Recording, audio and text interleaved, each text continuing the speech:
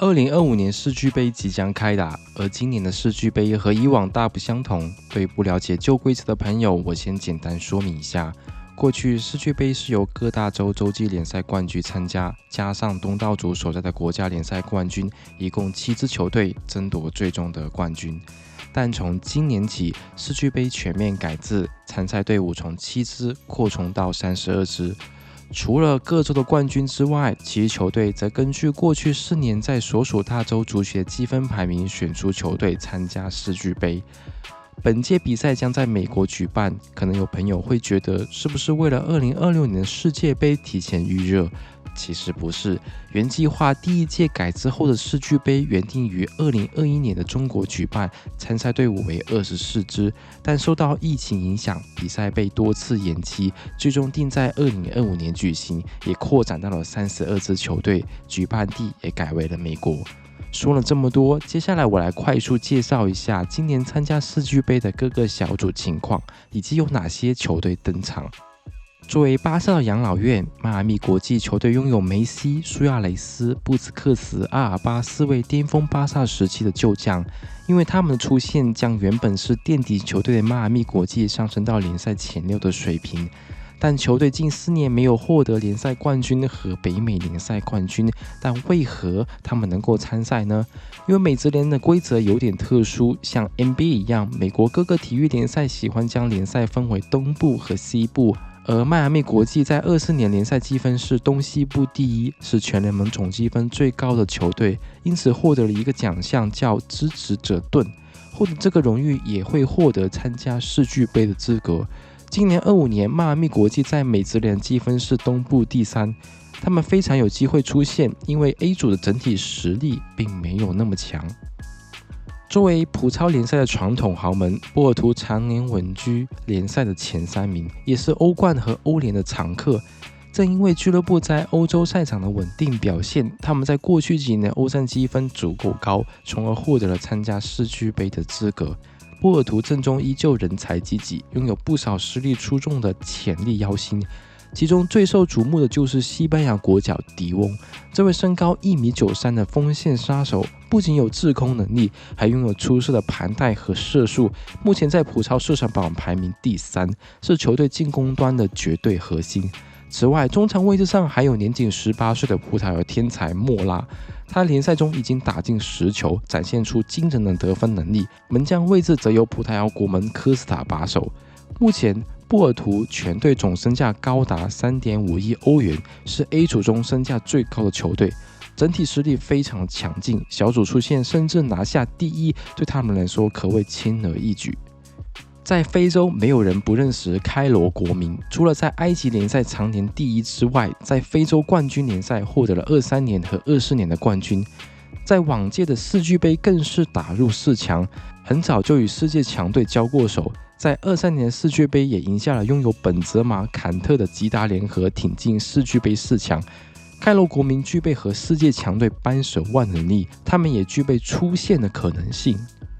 帕尔梅拉斯是2021年南美解放者杯的冠军，所以球队也因此获得出席世俱杯的资格。目前球队拥有价值6000万欧元的18岁顶级巴西小妖埃斯特旺，他上个赛季以17岁的年龄在巴甲打进了13个进球和9个助攻，入选了巴西成年国家队，为国家队征战世界杯的预选赛，也被誉为内马尔接班人。帕尔梅拉斯目前在巴甲联赛排名第4，在世俱杯 A 组出现形势非常乐观。B 组中有着今年历史性首次夺得欧冠冠军的巴黎圣日耳曼，他们能够参加本届世俱杯，正是因为在欧足联的积分排名中，巴黎的积分位列欧洲前4，成功获得了参赛资格。今年的巴黎状态正值巅峰，几乎全队都处于最佳竞技水平，是本届世俱杯的夺冠热门之一。特别是他们锋线上的豪华组合，恐怕是所有参加球队后卫的噩梦。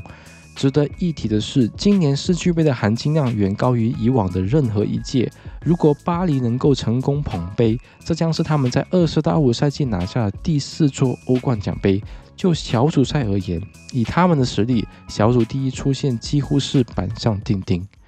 博塔福哥是2024年南美解放者杯的冠军，所以他们也获得了参加本次世俱杯的资格。2024年他们状态非常的火热，除了夺得解放者杯冠军，还获得了巴甲联赛的冠军。但是在这个赛季，博塔福哥的状态没有延续上个赛季的出色表现。现在巴甲联赛踢到11轮，博塔福哥联赛排名只在第6位，他们能否在 B 组出现还是个未知数。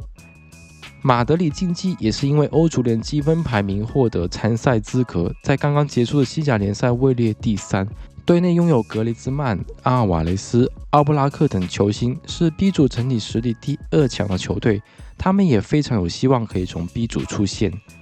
西雅图海湾人是2022年的美冠杯冠军，目前在美职联西部排在联赛第4，是 B 组中最弱的球队，估计他们是 B 组4支球队里面的炮灰球队。西组最强球队一定是拜仁慕尼黑，虽然这4年时间里面没有获得欧冠冠军，但凭借欧足联的俱乐部积分获得参赛资格。在刚刚结束的德甲赛季，球队也获得联赛冠军。队内拥有顶级前锋哈里凯恩、萨内、奥利塞，中场拥有身价1.4亿的穆西亚拉和基米希，后卫有韩国大金子金敏哉，以及刚刚转会过来的约翰坦塔和于帕梅卡诺。左后卫位置上的阿方索戴维斯因为受伤无法参与本届的世俱杯，不过以目前的阵容，拜仁夺得小组第1也没有什么悬念。普超豪门本菲卡也是因为欧足联俱乐部积分在前12名获得参赛资格，本来队内拥有迪玛利亚，可就在3个月，迪玛利亚宣布离队，回到自己家乡球队罗萨里奥中央。球队目前最有潜力和最高身价是球队的后卫阿尔瓦罗·费尔南德斯，简称 A 费。而刚刚结束的普超联赛，本菲卡获得联赛第2。在 B 组，除了要面对拜仁这种强队，还要面对阿根廷强队博卡青年，出现形势无法预测。博卡青年是南美足协俱乐部积分前6的球队，所以获得参赛资格。目前队中有前乌拉圭国脚卡瓦尼，球队在联赛中积分排名第2。虽然如今的博卡青年和以往无法相比，但想赢阿根廷的球队也没有那么容易。预测博卡青年和本菲卡会争夺小组第2的出线机会。作为大洋洲唯一一支球队奥克兰城，俱乐部里的球员我一个都不认识，虽然有中国球员周通，但我也对他不太熟悉。虽然奥克兰城是大洋洲获得最多大洋洲冠军联赛的球队，但这个大洲整体实力都非常的弱。在西组，奥克兰城属于炮灰球队。切尔西凭借21年的欧冠冠军获得参加世俱杯的资格，在刚刚结束的英超排名联赛第4，并且获得了欧协联杯的冠军。锋线拥有雅克松、马杜埃凯，在中场位置有球队绝对核心帕尔默、恩佐以及受邀凯塞多，后卫有库雷利亚、科尔维尔、詹姆斯和古斯托。在低组，切尔西的实力远超其他球队，小组第1出现毫无悬念。弗拉门戈作为2022年解放者杯的冠军得主，获得此次参加世俱杯的资格。这支俱乐部在巴甲属于上游球队，实力在低组仅次于切尔西，而昔日的切尔西旧将入日尼奥也刚刚转会到弗拉门戈，看看他会如何面对旧主。这家俱乐部也培养出许多的小妖，现在在皇马的维尼修斯就是出自弗拉门戈，在低组出现应该问题不大。突尼斯希望是非洲足协俱乐部积分排名前4的球队之一，所以获得参加世俱杯的资格。目前突尼斯希望在本国联赛获得联赛冠军，球队在低组整体实力偏弱，出现形势应该非常的渺茫。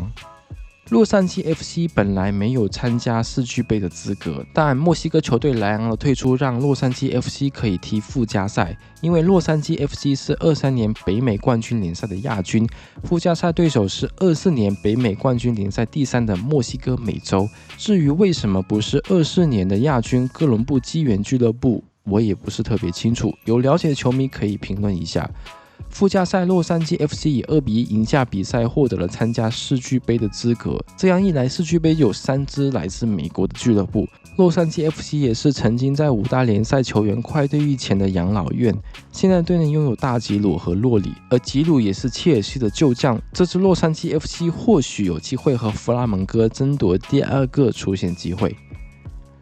那这期视频先介绍 A、B、C、D 组的俱乐部，而下期视频会马上做出来，开始爆肝。这里是节目，我们很快就见面。